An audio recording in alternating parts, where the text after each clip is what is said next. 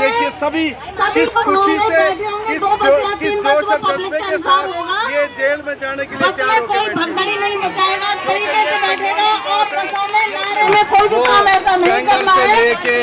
हमारे तमाम बेटियों के साथ जो कांड होते हैं उनको उनके चाहे वो कटवा का हो, चाहे वो जहाँ भी ये हुए हैं, ये बलात्कारियों को बचाते हैं, बलात्कारियों का सम्मान करते हैं, बलात्कारियों को बिल्किस बानो को इन्होंने जल्दी छुड़ा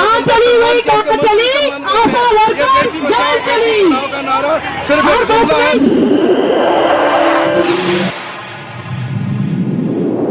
इस न्यूज चैनल पर जो भी वक्ता ने कहा वो उसकी अपनी राय है, जिसकी पुष्टि नेशन न्यूज इंडिया चैनल में आपका हार्दिक स्वागत है। आप देख रहे हैं इस समय ट्रॉमा सेंटर पे पिंक कलर के अंदर आशा वर्कर अपनी मांग को लेकर यहाँ लगभग 54 दिन से अपनी मांग को लेकर बैठी हैं और सरकार के कान पे कोई जू नहीं रेंग रही है। हमारे बीच में समाज सेवी रमेश पराशर जी हैं। रमेश पराशर जी, एक तरफ सरकार ये कहती है बेटी बचाओ बेटी पढ़ाओ का नारा देती है और आज बेटियां बहनें किसी की पत्नियां आज ट्रॉमा सेंटर पर 54 दिन से बैठी हैं। क्या है सरकार की मंशा? देखिए, सरकार की मंशा के बारे में साफ पता चल रहा है कि वो महिलाओं का कितना सम्मान करती है और जो उनकी जायज मांग है उनकी तरफ उनका कितना ध्यान है। बाकी चीजों में तो इनका बड़ा मतलब ये चलता है जहाँ धंधेबाजी होती है, लेकिन ये जो अपनी जायज मांगे मांग रही है कि भाई 3000 रुपये आपका है और उसमें भी आप जो है इंसेंटिव देते हो और उसमें भी आप जो है वो कटौतियाँ करते हो, क्योंकि आप ऐसा एक माहौल पैदा करना चाहते हो कि गुलामी का जीवन एक तरीके से गुलामी का जीवन है। और 45वें श्रम सम्मेलन में बात हुई थी, जो पक्षीय पंचायत है सबसे बड़ी, उसमें ये हुआ था कि इन स्कीम वर्कर्स को कम से कम ये तो मानो कि ये कर्मचारी है, इनको कर्मचारी का दर्जा तो दे दो। वो कर्मचारी का दर्जा भी नहीं दिया जा रहा है, क्योंकि कर्मचारी का दर्जा मिनिमम वेतन काम जो है एक रेगुलर वर्कर से भी ज्यादा इन आशाओं से काम लिया जा रहा है। ये अमानवीय है जिसको ये आशा वर्कर्स ये कोई अपनी मर्जी से उस तरीके से हड़ताल नहीं करी है। ये सबसे गरीब से गरीब तबका है ये आशाओं का, और ये मजबूरी है इनकी कि इनको हड़ताल पर जाना पड़ रहा है, क्योंकि इसको लेके जनता परेशान है। जो नवजात महिलाएं हैं वो परेशान है। पराशर जी, ऐसा सरकार से इन्होंने क्या मांग लिया जो 54 दिन से यहाँ बैठे सरकार के कानों पर कोई क्यों नहीं रेंगी जा रही है? देखिए, ये एक ऐसा एक सम्मान के बारे में ये जानते हैं। और एक सबसे बड़ी बात क्या है कि जब 2017 में हड़ताल हुई थी तो उसमें ये बात तय हुई थी कि हर 3 साल बाद हम आपके इसको रिवाइज करेंगे, लेकिन वो आज देखिए 17 से 6 साल हो गए हैं, लेकिन कोई रिवीजन की कोई बात नहीं हुई है। तो इन्होंने अपना हक मांग रही है और न्यूनतम हक मांग रही है कि इंसेंटिव बढ़ाइए, जो कि रिवाइज होना चाहिए। महंगाई इतनी बढ़ गई है कि जीवन जीना मुश्किल हो रहा है, लेकिन फिर भी इस न्याय संगत मांग को भी मानने में सरकार इस तरीके की कोताही बरत रही है। पराशर जी, केजरीवाल जी जिस मंच पे जाते हैं, हर एक मंच पे कहते हैं भाई हमारे पास बजट की कमी नहीं है, हमारे पास बहुत पैसा है। तो सर, ये गरीब लोग जो हैं, गरीब आशा वर्कर जो हैं, इनको क्यों नहीं दिया जा रहा? देखिए, मैं ये कहता हूँ कि ये सही बात है कि पैसे की कोई कमी नहीं है, लेकिन नीयत की कमी है।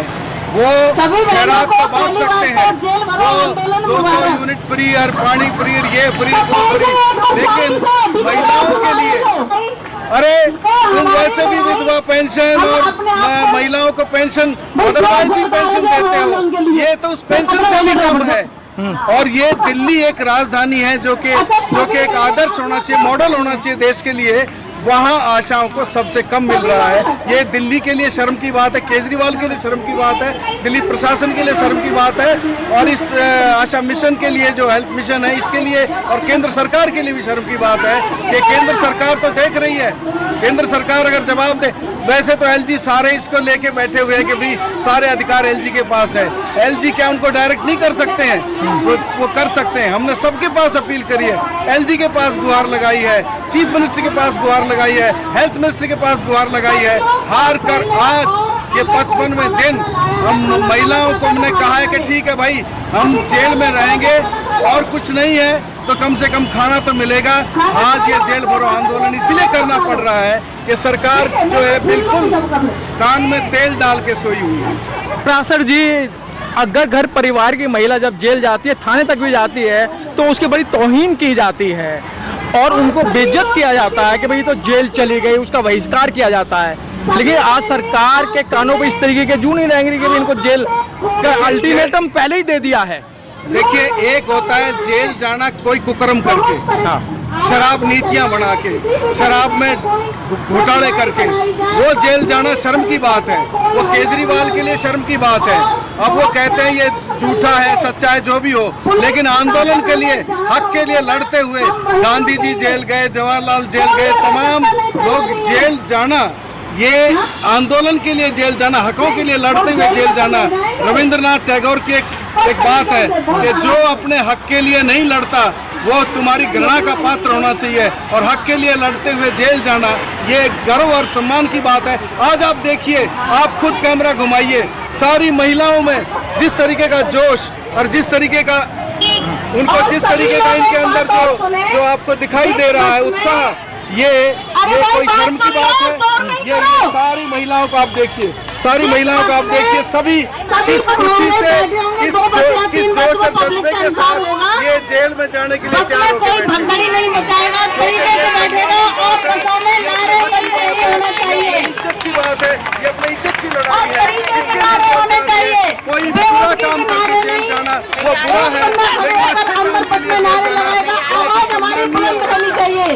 एक तरफ केजरीवाल जी और मोदी जी कहते हैं कि बेटी बचाओ बेटी पढ़ाओ का नारा दे रहे हैं, और इस सुनसान जंगल के अंदर ऐसी जगह बीच रोड पे ये बेटियां बैठी हैं, महिलाएं बैठी हैं, क्या इनके कानों में जू नहीं रंग रही है? सवाल क्या है कि इनका जो बेटियों के बारे में नजरिया हम देख रहे हैं, वो सेंगर से लेके तमाम जो बेटियों के साथ जो कांड होते हैं उनको उनके, चाहे वो कटवा का हो, चाहे वो जहाँ भी ये हुए हैं, ये बलात्कारियों को बचाते हैं, बलात्कारियों का सम्मान करते हैं, बलात्कारियों को बिल्किस बानो के इन्होंने जल्दी छुड़ा का नारा सिर्फ एक जुमला है। ठीक है सर, बहुत बहुत धन्यवाद सर।